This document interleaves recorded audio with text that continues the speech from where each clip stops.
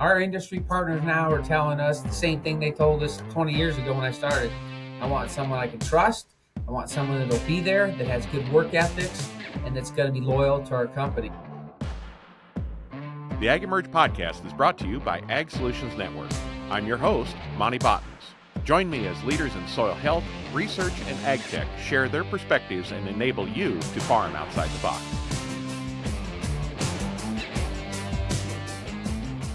Welcome, everyone, to this episode of the AgEmerge podcast. Today, I'm joined by two great gentlemen from Blackhawk College East Campus in Kewanee, Illinois.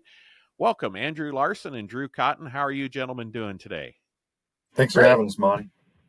Well, we're going to dive in a little bit into education and what it means to get qualified employees, qualified and educated farmers and researchers and everyone filling in the whole agribusiness community. And the Drews here, as we affectionately call them, have been doing this for a long time, and they've got some interesting insights to share. But, you know, it boils down to what is going on with kids these days, right? But then again, we've heard that complaint for generations, right? You know, the boomers said, what is up with these, millennials, and the millennials, what's up with these Gen X or Gen Ys or whatever it is? You've probably heard that a lot throughout all of your teaching that you've done. But first off, tell us your story.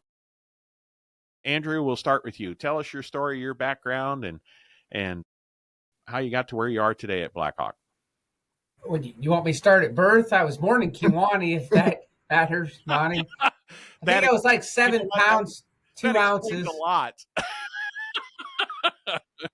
Well, yeah, I was raised in the Galva, Illinois area.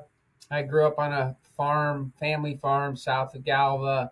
Not a large operation. Both my parents worked off the farm, but we had a row crop, and we raised some livestock, cattle, and some hogs.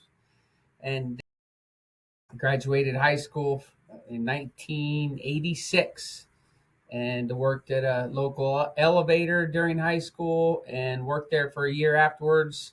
And then I joined the United States Navy in fall of 86, spent over 4 years in the Navy, served on the East Coast in Philadelphia area, got out of the Navy, took some classes while I was in the service, got out of the service, came back, went to Blackhawk College, finished up my Associates of Science, transferred to Illinois State University, and received a bachelor's degree in environmental sciences.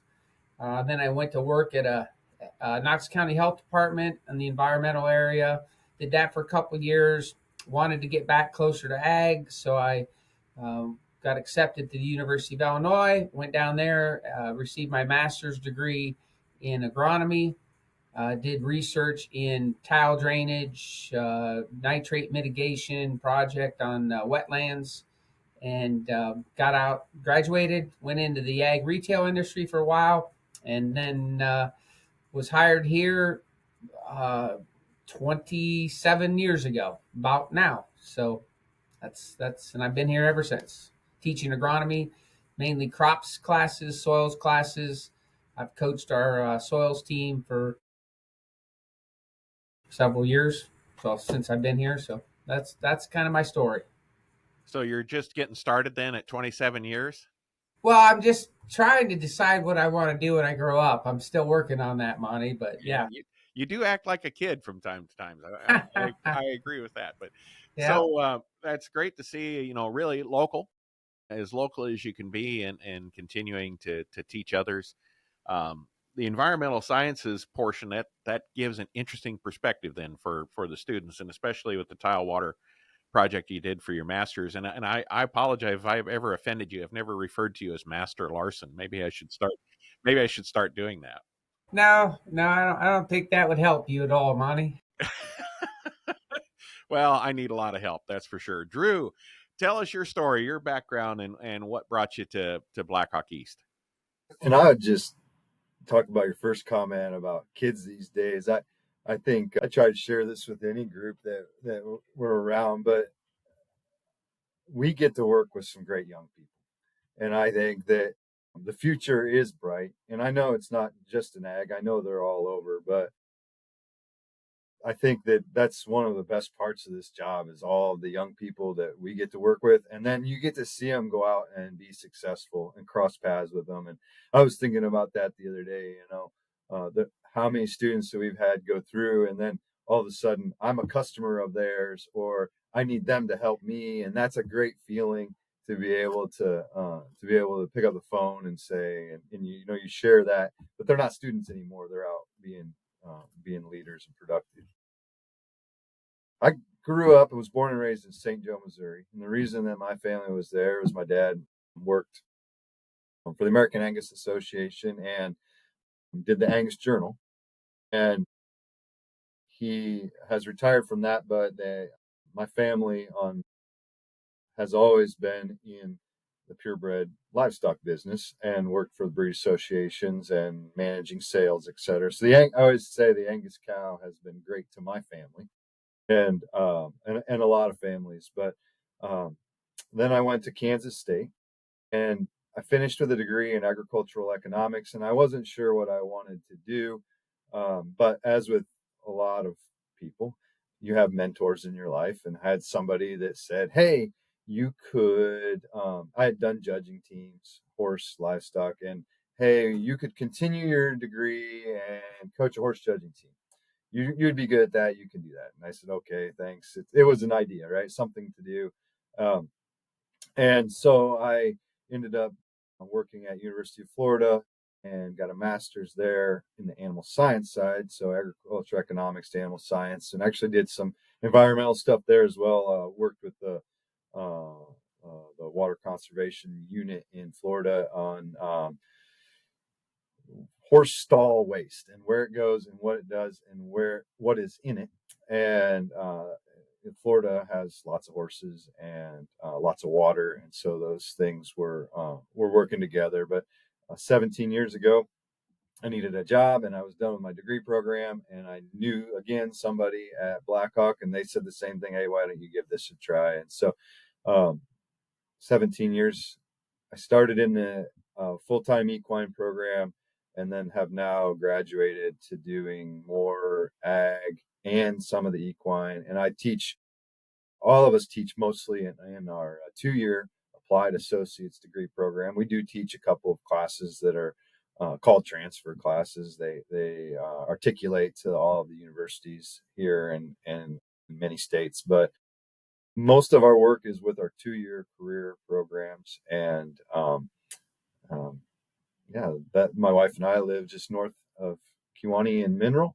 We got a 2-year-old daughter, Amelia, and we're really to call this area home has really become important to us. Well, that's awesome. And I think something that's really interesting about Blackhawk East is that it's a 2-year program, and it feeds to ag colleges across the country. But for being a 2-year program, you guys are competing with 4-year, universities and a lot of these various judging types of things. How come this little 2-year associate's degree only college, right, in rural Western Illinois is so competitive nationally in multiple things, like you were saying, uh, you know, Andrew, on the soils judging, and equine, and I know in livestock and all these areas. What is the DNA behind that, Andrew? What makes that happen? Why is this 2-year school just so unique and so competitive? Well, I think the history of it started back. I think one of the first competitive teams was the livestock judging team.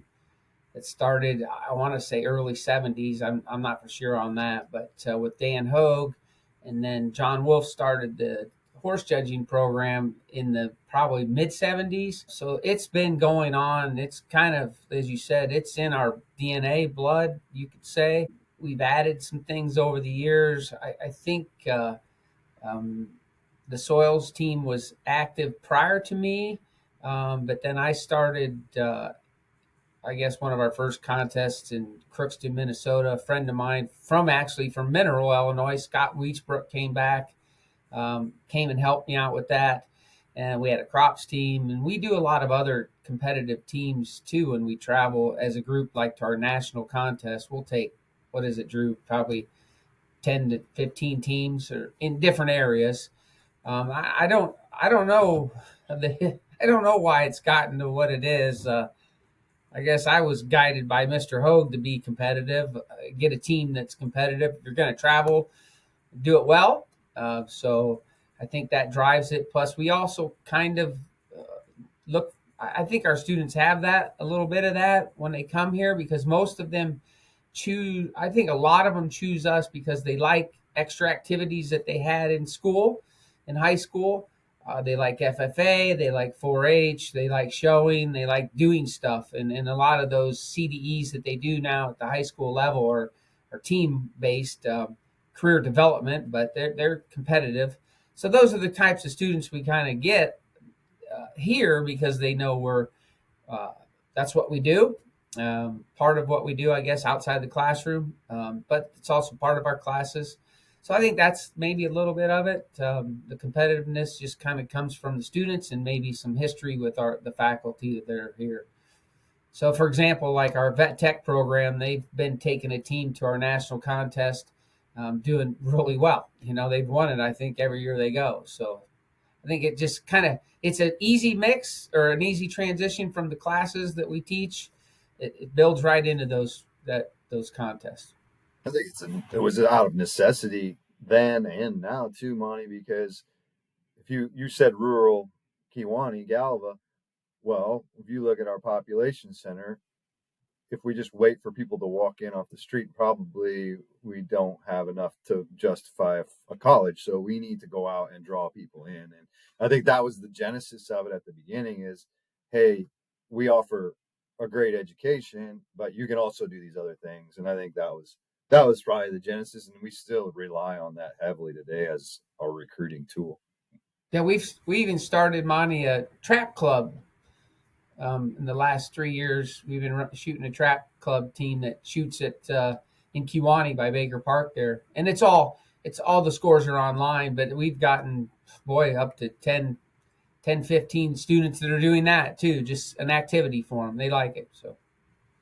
So that allows you to draw from a group of students then that are interested in more than just a degree. I mean, they're interested in being actively involved, and it almost creates a funnel then for the 4-year school that they may continue on to, that knows, hey, a student coming out of Blackhawk East is going to be very experientially oriented, right, and willing to do outside activities. And really, employers today, if a person is looking for a job type track instead of going back to the family farm, they're interested in that. And doesn't that really kind of separate the students apart from others that would be out there? Absolutely. I can speak on the soils. We have a parameters, rules that we have to follow, and the students evaluate a soil and make a decision, and interpret those decisions into uses of that soil. So it's an applicable thing. They're learning a skill set, but they're also learning how to make a decision, solve problems, and then apply them in the field. So that, for example, is a great thing. And maybe Mr. Cotton can comment on the judging side a little bit too. Yeah, I mean, I think that the livestock and horse and all of those evaluation teams with the communication, decision making, et cetera, right? I mean, those are well documented, and there's lots of correlations there. But I think, you're absolutely right. We have two distinct populations here. We have a group that's going on to a 4-year school and going to get a bachelor's. They can articulate this judging into a 4-year degree, right? They can do that at a 4-year school as well. A lot of them, they are recruited for that, and they want to do that. But absolutely, I mean, just as big a population here as these students that are going to do the 2 years, maybe do a team or two and go out and work. And I think that, they get work experience in our program, but they're also, going to your dorm room and back. That's not the kind of students that we have. And so it engages them, and it allows them to stay active, because I think if our students just went from the apartment to class back to the apartment, I don't think they would be successful. They would just have too much too much free time, and they would go do something else. Yeah, and when has farming ever been a 40-hour a week job, right? Yeah, So they might as well get used to it now, yeah, get used to working 80 hours a week, and you'll fit right in agriculture. they want to, right? One other thing I think is, well, there's many things, but another thing that really stands out to me is your internship and experiential program that you have that's built into some of your degree work. Talk to us a little about that. We've had interns at our farm, and they're placed all throughout the community here within a radius of the campus. But I think that's an amazing opportunity that they have to experience within their own area of interest. Um, Share with us whichever one of you'd like to jump in on that about the internship program that you've got going on in the spring and fall. I'll jump in, Drew. But that in the Ag Associates in Applied Science of Ag, we have two programs: the Ag Business, Ag Production program. And Mr. Cotton will probably comment on this a little bit, but that template that we use today is the same template that was used when that program started. So it includes those internships that we offer. Their first one that they go out on is their spring semester, their freshman year, and they go out in March. So it's during the school, during the traditional academic calendar of that semester, but they're out during calving, they're out during planting, all of the things in the industry that's really a busy time of the year. And then they come, that's 11 weeks. So they're out for the 3 months in that spring semester. Then they come back for a summer class. And then if they're double majoring, they go back out and do another internship in the summer. And then the fall internship of their sophomore year is 4 weeks. Their fall semester is 4 weeks of class. And then they're back out for 8 weeks, which we all know that's harvest time in this area. That's cattle, calf processing, everything, maybe fall calving, but our crop harvesting and that. And then their spring semester after their sophomore year, they're there. We're here for I think 10 weeks, and then they graduate. So then they're right back out in that spring semester. So it's that template is there's academics involved. Don't get me wrong, but it does not it fits into the industry, and there's not many out there like that. Most internships are summertime, which is okay because we do some of those too. But we also know that the busy time of the year around here is spring and fall. So and our students get to choose where they want to go for the most part. They have to meet some parameters. The place has to meet some parameters that we have here. But they've gone everywhere. I've had them in Hawaii. We've had them everywhere. A lot sometimes stay local, but it depends on where they're from and what they want to do. Wheat runs, you can imagine.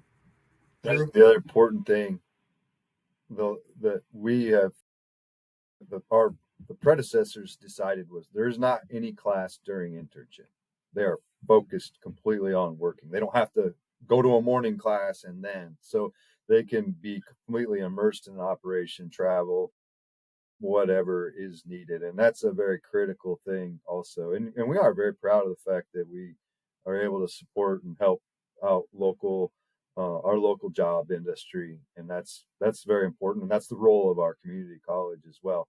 And students are able to also explore, and it helps us because instead of us trying to in the classroom teach everything, right, to everybody, we can say, oh, you have a drone interest, go here. You have you want to work on your applicator, here. CDL, here. Cow calf, purebred, commercial, feedlot.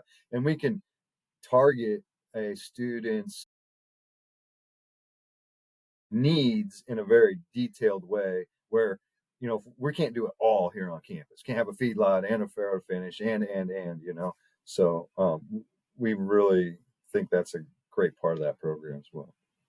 And add to it, they go to internship in a place, and then you really don't like them to repeat that place. You're always going to a different place. And I would assume if the student has a family farm and the family farm has the capacity and doesn't need the student, you try to get them to somewhere else so that they can see a different way of doing things. And and see different management techniques and different practices. But I know, we've had an intern come to our farm on the crop side, right, and be with us for one internship on the crop side. Then they've come to Grateful Graze on the livestock side, but we've never really, or if they've come to Grateful Graze for a fall and a spring, we make sure they're doing a certain thing in the fall and they're doing a different thing in the spring. So that way it's just not the same thing over and over again. I think that how many different, on a lot of your students, how many different experiences will they have during their 2 years there at Blackhawk? Formally, in 1 degree, they'll have 2 experiences. So if they do 2 degrees, they'll have 4 experiences. You could double major in the same timeline, and that gets you 4 internships. But we also, I didn't mention, their first semester as a freshman is the only semester they're here all 16 weeks. But we've scheduled those classes. They're done around noon every day, and they have no Friday classes. So, and we did that. We changed that several years ago because this type of student that goes into this program, they're not interested in being here from 8 in the morning until 3 at night with breaks here and there. So we condensed their schedule down to a nice, tight schedule.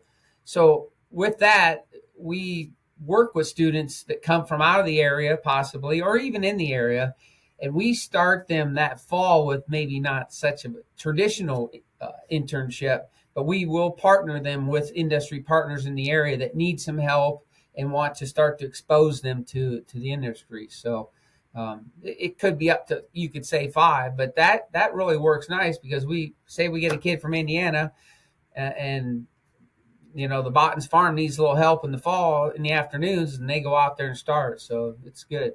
Or he can come to us Monday through Wednesday, help us out. Thursday he heads home and helps the Yeah, family out Friday, Saturday, Sunday. I exactly. mean, it's dealing with the reality of farming, and I think you guys have just done a great job of understanding, if you will, your customer. Right, your customer is not only the student but the industry. So Right. I really applaud that. How common is that within our ag industry and ag education to have a program like that? It's unheard of in my case, but I think you guys would be more aware of that. you know, um, obviously big difference between a 4 and 2 year programs. But there are other programs that are out there in the state of Illinois, um, and around that have the same degree equivalent. Um, and I can't speak exactly for what their schedules are, what they do, but I know that we see a lot of other folks out when we're out recruiting and visiting, and so I think Illinois has a very strong community college system compared to some of the surrounding states, Wisconsin or Indiana. So there are a lot of strong ag programs around the state of Illinois, but when you look, a lot of them are modeled after Blackhawks, and Blackhawks was one of the first. Good. Let's talk a The, little. Oh, go ahead, Drew. the other, as you mentioned, our partners, and, this started before me and before Drew, but we have, our partners are really nice, our industry partners, because we can call an industry partner and say, we've got a young person that has minimal experience with equipment or minimal experience with the livestock. And we have such a vast pool of those partners. We can go to someone and we know they understand that they're going to work with them, So, and we also have partners that know, hey, we've got a student that's been running equipment their whole life. They'd like to get exposed to the combine in the fall because grandpa won't let them in it and stuff. So that network is really strong. And that's, as you've said, Monty, that's one of our strengths too, to that program. Let's take a quick break and hear from our national sales manager at ASN, Zach Neppel. The AgEmerge podcast is brought to you by Ag Solutions Network. At ASN, we support farmers with top quality crop nutrition products and soil health practices. Our Power to Grow system delivers tailored nutrition to boost plant health and improve soil function, ensuring higher yields and sustainable growth. From seed to harvest, trust ASN to feed your crops and your bottom line. Let's farm better together. Visit agsolutionsnetwork.com to learn more. And I think you guys have done a great job of understanding what the tolerance level is of the different people you participate with. Oh yeah. There's certain ones that say, okay, I'll take someone, but they better know what they're doing. And there's others that are, fine. Hey, I want to teach. I want to have an impact. So it takes a huge community to make all that work. That is for sure. I wanted to talk a little bit about what, one of the areas, just like, other non-testing subjects, if you will, at high schools, if it's not engineering or science, math, the STEM type stuff, it's gotten kind of hard to get the funding for music and ag education and vocational type things, whether, woodworking, those kind of things. How is that affecting the students that you get to pull from, and how prepared they are for an ag education? And what are some things that you're doing to kind of combat that lack of funding in schools for getting ag students? I can't speak to specifics at the K-12 level because we're not immersed in that, other than we just try to support our partners as much as we can. Here locally, Section 3 and Section 4 VOAG programs, wonderful programs, great teachers, motivated.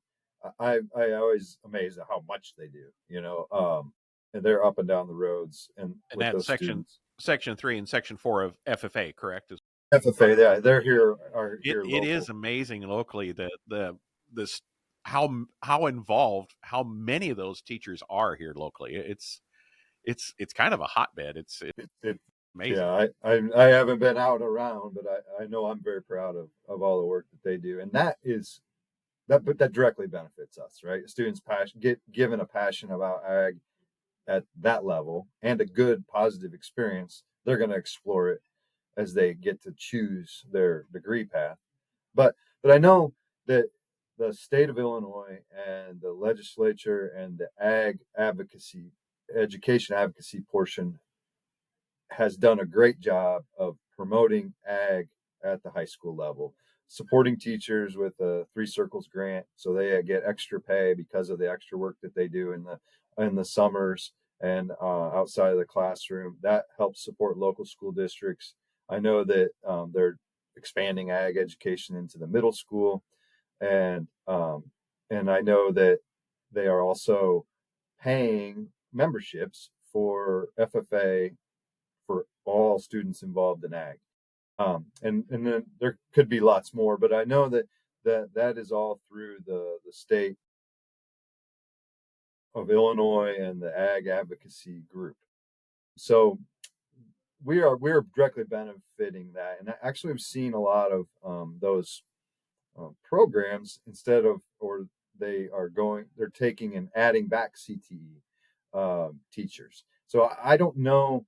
I think you're right that traditionally those have been difficult positions to fill and to fund, but I'm not so sure that we're not at a tipping point where, and those programs are coming back as ag positions as well, and because so I don't know exactly the dynamics of the landscape, but we're seeing ag programs grow at That's the great. high school level. That's great. Adding teachers, adding students. Good. What else do you see of the student pool coming in? What are students interested in these days? I mean, when so I was of the generation where, I graduated high school in 91, right? So we just had come through the 80s. Let's say there wasn't a lot of encouragement for, we had a great FFA program, a lot of kids in FFA. One of my classmates, Mark Hogue, he went on to teach, but he kind of had to, right? his dad probably made him. No, just joking. But Mark's in ag education at Western, and really, I don't know of anyone else, my classmates, and I could be wrong, and I'm off the cuff, but there wasn't many people around in 4 years either side of me that continued in agriculture. They were encouraged to go away because of the economy. So is that are you seeing that today, or because of the recent better economies we've had in agriculture, kids being more interested, not being told to, hey, go get a job in town. I guess I could jump in on that a Yeah, little go for it. bit because I'm Yeah. just a little bit older than you, Monty. So yeah, I lived through the '80s, and ag was not the place to kind of end up. So, but I think now it's if you're a young person and want to stay local, like the area, like family, the community, and you want to stay local, the ag industry is a great spot to go. And parts of it that I think, even in my time here, that were considered a grueling job for the better use of words there, like the retail side of it, the applicator side of it, and that where you're working all those hours. It's a lot better career path now.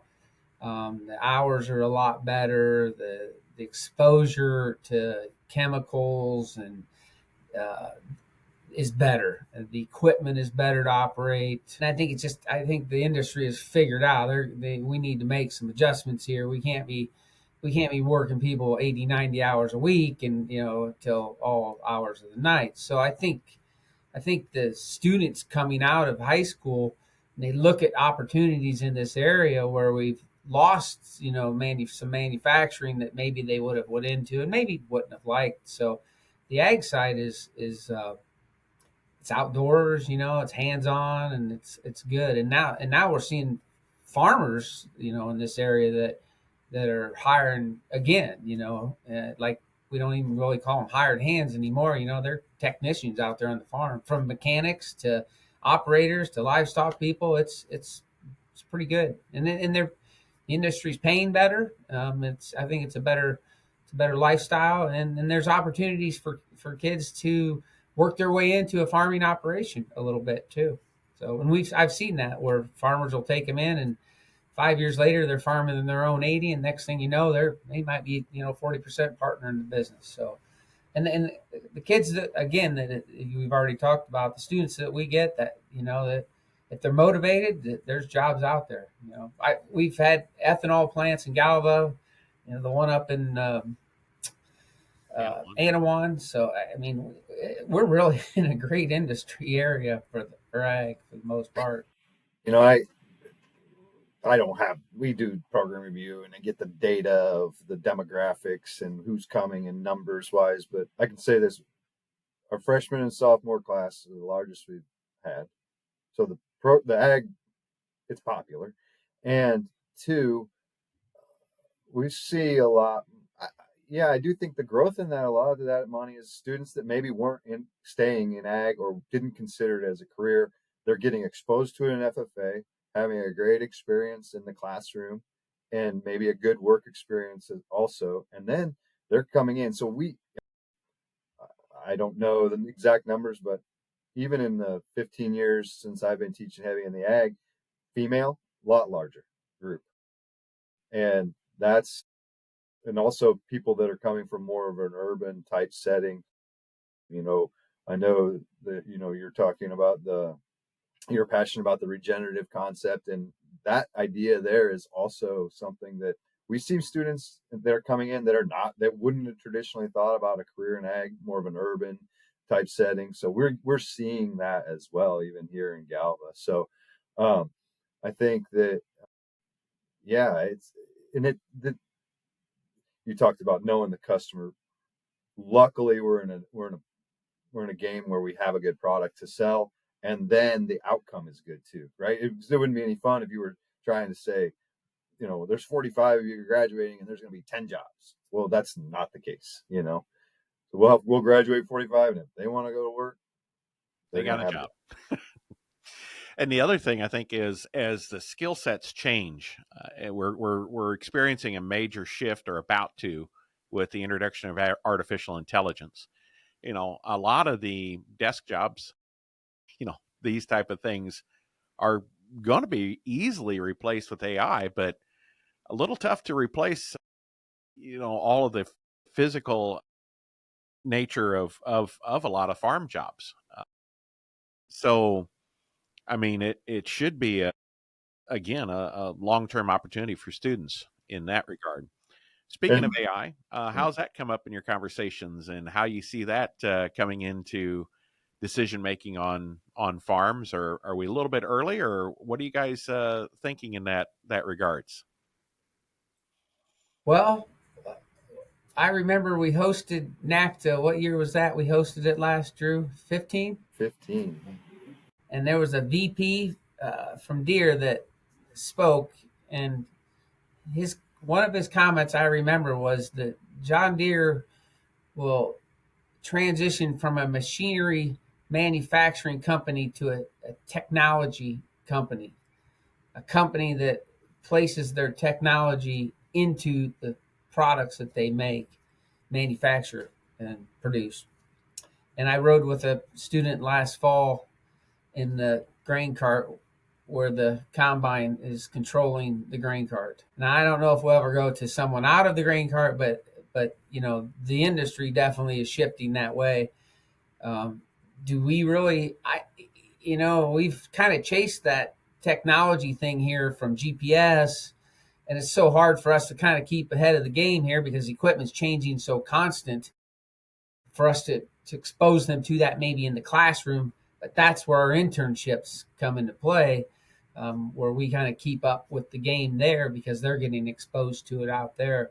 We couldn't purchase the equipment, to keep up with that. We have a drone, we have GPS, and we have auto steer gators right now and stuff like that. But I think that AI, the intelligence is coming. Obviously, it's probably already in a lot of our decision making, maybe at the production level. But our students still are going to have a place, I think, in that. And one of the things too that I think is helping us, this whole discussion on the value of a baccalaureate degree and what's going on at these universities as far as the cost and what's the value of that degree when they get out of there and the debt load. And I think, honestly, in just maybe the last, I don't know, 5, maybe years, 10, Drew, I don't know. It's just they're coming. They don't want that stuff. They want the ag classes that we offer, and they want to go out and get some experience and some exposure and start. And I can't argue with that mindset. I maybe fought it a little bit because I came out of a land grant institution, and I came out of at a time where if you wanted to do this certain job, you had to have this bachelor's degree, and if you wanted to do this, you had to have that. I think that's gone. Our industry partners now are telling us the same thing they told us 20 years ago when I started. I want someone I can trust. I want someone that'll be there, that has good work ethics, and that's going to be loyal to our company. And the skill sets they're training them with them. So I think it's good because you don't need to spend that kind of money for a degree. Like maybe, Monty, when you and I went through school, that was just the thing. You had to get a bachelor's, you had to do this. And that's kind of going the way. And I think that's why in the last several years, we've seen a shift in our students coming more into that 2-year program. Now, some of them will decide to go on and maybe go on and get a baccalaureate degree. But the ones that don't, as Drew said, I'm a customer of some of my clients, our students. They've moved up through the system great without a 4-year degree. So, yeah, you can't teach the values, right? no, And the reality is the technology is changing so fast. It's impossible to take 4 years at the beginning of your career and hope to learn everything you're going to need to know for the next 40. I mean, I saw you mentioned John Deere talking about stats at the same time that he gave that presentation back in July 15. They made a intro video that everything you learn in your first 2 years is typically outdated by your next 2 years. And so, to teach all that, the most important thing is to teach people, like you said, all the work ethic and be able to see the information and make decisions, but you can't equip them for everything they're going to need from here forward. I mean, even, you mentioned your work, Drew, with the Angus Association. Look at how much has changed in the Angus Association just in the last few years and what they're doing and how, who would have thought 10 years ago we'd be putting embryos in dairy cattle in order to expand the Angus herd, and, just all this technology that has changed and how quickly it's changed. You just can't imagine what's going to be next. And I think we always sell ourselves short in ag about, we act like we're not into technology, but if we all know that ag is one of the heaviest adopters of new technology just because of the economics of it. If my margin is so small and I can gain by adding this piece of equipment or this next step, I mean, so we kind of we act like we're old school in ag, and we are not. We are tech or innovation heavy. And I think the ag tech companies forget we're not adopting the technology just because it's fun, exciting, and new and has a sizzle. We're doing it to solve a problem and to make us more competitive on razor sharp margins, like you said, Drew. So, yeah, next thing I want you briefly mentioned a little bit, but the regenerative ag movement's bringing in some new students or students considering agriculture that never would have really considered agriculture. So, you've had some students out to the farm, and it's really interesting when you bring out a busload of let's just say 40 students come or 50 students come at a time, and you can tell the guys that come from operations that are 5, 10, 20,000 grain operations, and that's what they're going to be, and they look at grazing animals on cropland and like, this is crazy, what a waste of my day, right? And then you see other students that are like, oh, here's something I could do. I mean, the spectrum of students you work with is just wild. I mean, for that has to be amazing for you to experience. But talk about what are some of those reactions to regenerative farming or a soil health first farming approach from the students today. What are the what that range of reaction is from this is nuts to oh my, this is the way we need to go, and kind of everything in between. What do you see? It creates some interesting dialogue during lecture for sure. And sometimes we have to kind of call time out, you know, and put everybody in their corner. It gets a little heated, but it's great. They're passionate about it, and that's what we're here to do, is to try to learn as much as we can. But you're right, you covered the spectrum. But I think the thing I value about the regenerative concept, and I don't know if that's the right term, but the idea that there are many ways to make a living in the ag business. And you don't have to just go out and traditionally farm corn or soybeans or have X amount of cows or feed this many steers. There are many ways that you can do it. And I think that the regenerative concept is just one of those ideas where, hey, you could start on a small scale. You can do something different. You can create a new market. You can add value to your product. You can retail your product to the final consumer, and those are things that are great to talk about. And I don't care you know what kind of a student's background we have, we can get really into those ideas of, hey, okay, you know how is having an acre of sweet corn that you sell for $5 a dozen on the side of the road that much different than somebody who might be selling eggs, right? Or selling meat directly to the consumer. You're still involved in that idea. And why do you do that? Well, that's my vacation money, or that's the money that I put into my, my hobby, my boat, whatever. So, I think the other idea too is, for students who don't come from or have a set idea of where they're going or the resources to go back in, but they want to, um, you know, be involved in agriculture. You know, that direct consumer idea is a great way for them to think about growing a business that they can maybe turn into their sole source of income. I, Monty, I'd say that one of the things that here that I think we've done a good job on over the years, and this is predates me as well. For example, not to just focus on regenerative, we'll get to that in a second, but for example, Mr. Hogue in the animal science class, his background is swine for the most part, but he exposes our students to everything animal related, from companion animals, um, pets, all the way to commercial hogs, to they've been exposed to a lot, and I've tried to do that at, say, for example, in my soils class. I try to encourage them to keep the concepts of over applying fertilizers. What are we doing out there? What's the impact in the environment? And now with this regenerative, that we're talking about here, they kind of already have a little bit of an idea. I think, hopefully that there's other ways to do things, as Mr. Cotton said. And there is I mean, you hit it, Monty. We get students that are like, there's no way that's working about, and they're just, because they've been around maybe, generations of traditional, what you say, farming. But the fun thing is when you see those students, maybe we may not touch them, you may not get a response on them, in the first 2 years.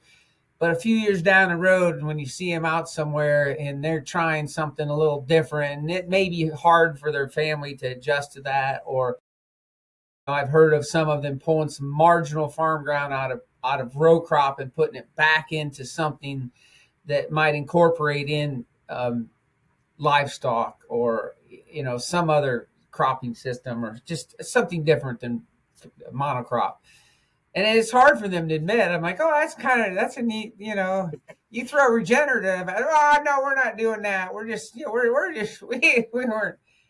making any money with corn and beans there. So we're going to, okay. But that's where we may not see that, Monty, with these kids in the 2 years that we have them. But there's some change, in their minds, and some other things. We've exposed them to hemp production.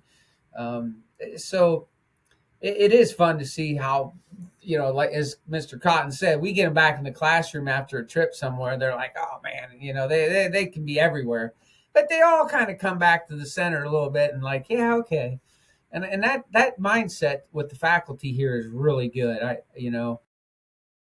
Even though, we come from some tendencies in our lives, we do a pretty good job with that. And it's tough with an 18-year-old to get them to see some different, if they drive a Ford pickup truck, try to get them in a Chevy, right? So it's the same thing. So, and we appreciate that, your facility and your operation, because that's a great one to take them to. And it's 15 miles from our campus. So, and the interesting part is I think, we can kind of show them both sides in what we're doing. So we're doing the corn soybean thing, at some size, not huge by any means, but a couple thousand acres. So that's got some size to it. And we're doing it a little bit differently, right? It's kind of regen light. So it's no-till, it's cover crops, it's non-GMO.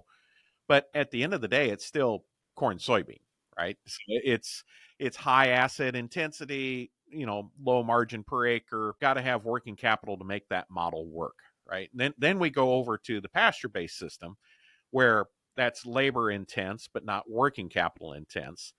And then that's an opportunity where someone, like you said, can take that marginal acres and not do regenerative farming with it and admit to the neighbors, right? And they can kind of see that. And if people are in different places, and then we take them to the freezers and order fulfillment and see that, oh, well, yeah, you can.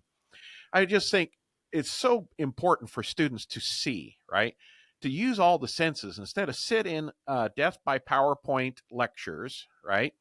Your students get out there and they see the animals, they see the land, they see the equipment, and they come to the Ben site a lot and see how that works, and they see the freezers, and they can touch and experience all those kind of things. And I just commend you guys for what you're doing there, just because, like you said, they're 18 and they're kind of relying on what their families always done, but they're forming their own way at the same time. So the more you can expose them to, they're gonna go wild and crazy and want to get into horses or something.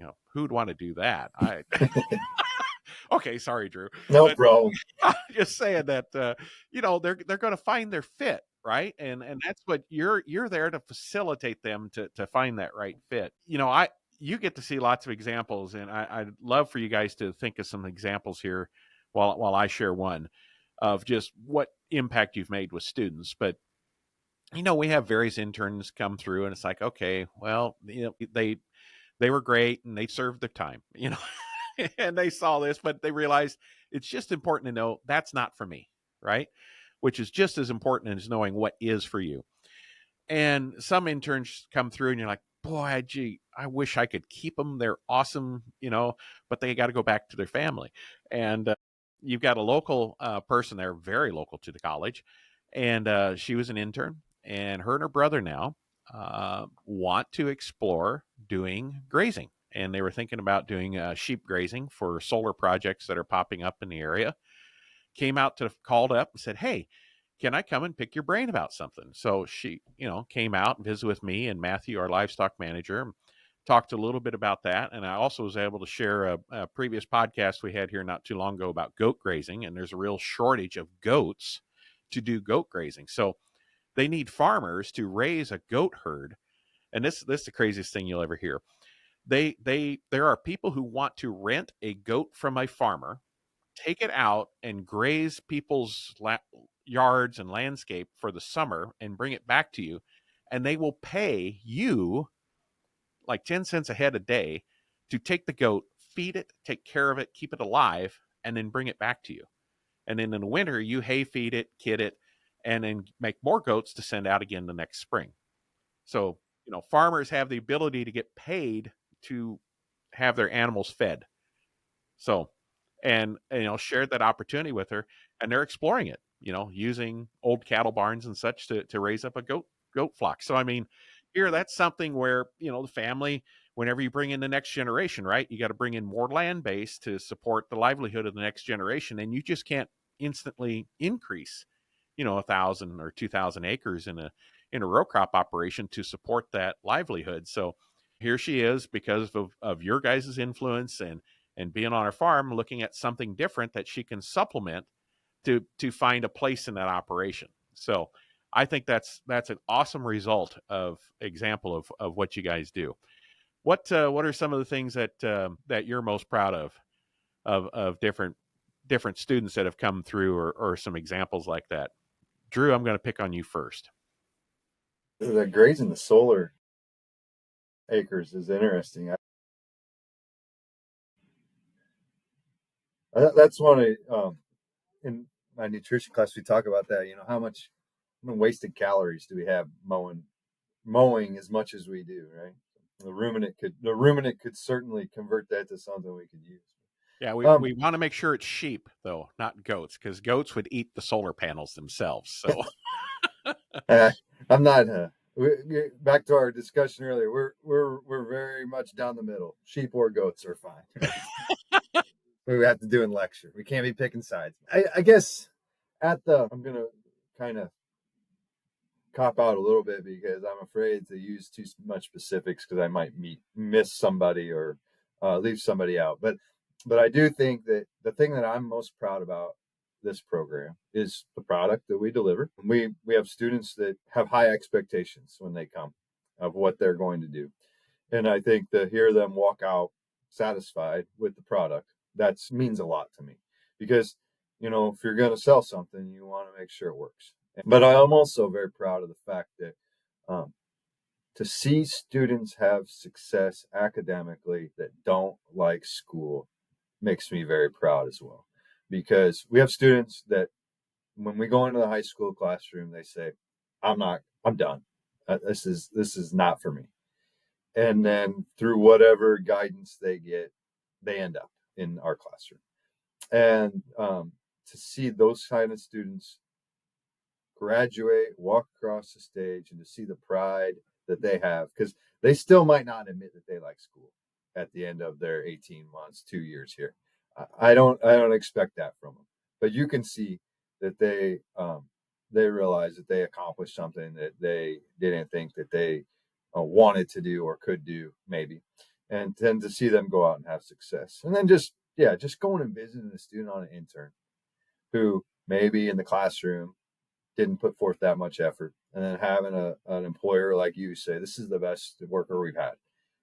To see that happen time and time again, that makes me very proud too, because that means that student's in a place where they're happy and that they're going, they're successful. So those are things that we get to do that make this job really fun, and hopefully we get to keep doing it for a long time. How about you, Andrew?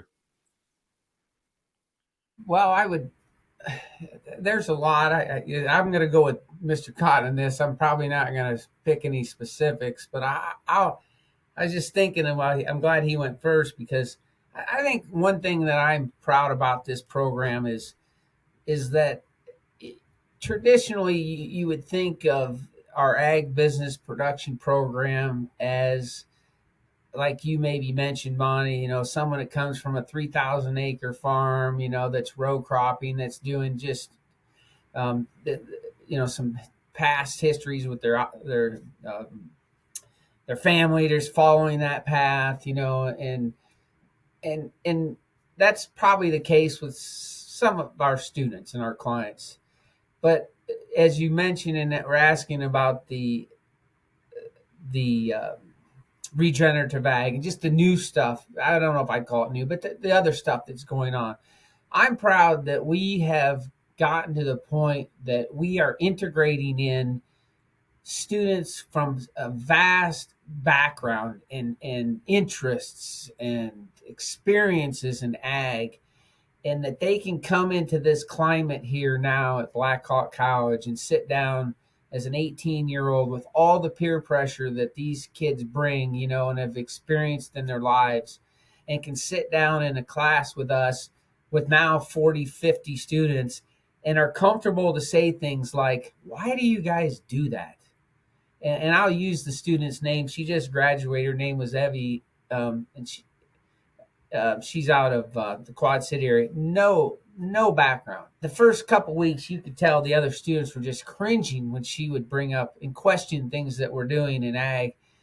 And after 2 years, she had really become part of that group where she did more to educate those kids on some of these issues, probably than Mr. Cotton and Mr. Hogan and I ever could, because she was one of them and questioning things and asking them, is that good? Is it bad? Why do you do? Could you try this? And it was just great that, and I'm proud of that. And she's pretty strong personality, but we see that with a lot of kids. They're willing to say some things and question things that I think, maybe a year prior in a high school setting probably wouldn't have.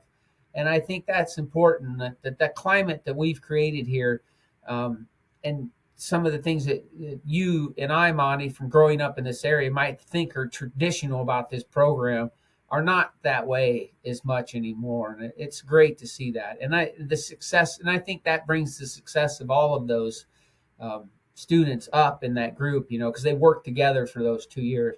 And it's also changed what Mr. Cotton and I and Mr. Hogue are exposing our students to. I'm taking, students to different places now than I would have 10 to 15 years ago because of the change, but also because of their interests. We've got some flexibility in that. And so that's something I'm proud of. Our curriculum and our content of our classes, I got 2 more days left, the college might try to think they know and try and tell us what we're supposed to do because I've turned in some document that says that's what I'm going to do, but that's not what we do. We adjust and we flex, and that's the beauty of this program, and that's what a university can't do. I don't think they can respond to that, and I'm proud of that we've kept that control, and that these students can help us, redirect our curriculum if we need to. I tried to kind of follow your model, Monty, of being capital light, but very flexible, right? We don't have this dependency on equipment or brick and mortar. We can come to your house and do all that, right? So that's been something that we've really tried to keep. Because then whenever I've done research at various universities around the country on our products, you go there and they've got 20-year-old equipment with with operators that maybe don't know that aren't farmers. Researchers are not typically good farmers, and vice versa. Farmers typically aren't good researchers, right? We each have our place. So I think that's great that you leverage those local resources in the abundance that you do have. So, Mr. Larson, you are a short timer, literally. You said 2 days now? 2 days. I knew it was coming up quick. I didn't know it was 2 days. Why? You're going to be retired when this podcast hits. So you're going to be all set. Now, are you going to retire as well as Mr. Hogue did? You know, Oh, well, he I don't retired, but know. he's still there all the time. I don't understand this, but He's still. probably going to be the same way, I bet. Well, I don't. I doubt that, You Bonnie. retire But better, you're saying? well, I don't know what's a good retirement. But we have a young faculty now, Mr. Cole Wright, that one of our former students. He's from Bradford area. They farm, family farm. He came here, was on my soils judging team, was the national champion soil judges sophomore year. Went to Iowa State, finished his bachelor's degree, and then came back here. What, 2 years ago, Drew? 2 years ago, and been on faculty and finished his master's degree because some of the classes that we do teach, a master's degree is required. So I don't think they're going to need me around here, Monty, with him. There's a lot of personality with Cole Wright. Oh, I'm glad because you don't have a lot of personality. I tell you, no, I'm joking. No, you guys have been a great team, and I'm sure it's going to be a change for you, Drew, on that. He's going to still have to stop by and harass you on a regular basis, I believe. Yeah, we wish Andrew the best, and whatever he chooses as his role, there certainly the doors aren't shut here. But we understand if he wants to move into something else. Maybe he might be interested in one of your opportunities, Monty. You never know. We would certainly figure out a great fit for him. So, no, I appreciate your time, both of you today, and sharing about your work there at the college. And I just want to tell the farmers that listening to this podcast that sometimes we worry about, where are the people coming from? They're going to replace us and the people that we need in agriculture today. And I think Blackhawk East here in the southeast corner of Henry County, Illinois, is doing some amazing things. And there's other places out there doing it too.